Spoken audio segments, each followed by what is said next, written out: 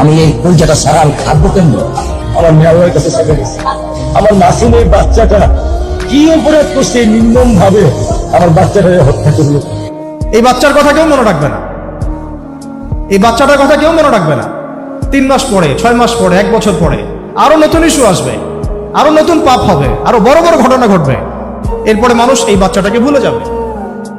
এই বাচ্চাটা কি তার মৃত্যু যন্ত্রণা ভুলতে পারবে? তার সম্মানহানি ভুলতে পারবে? তার পিতামাতাকে ভুলতে পারবে?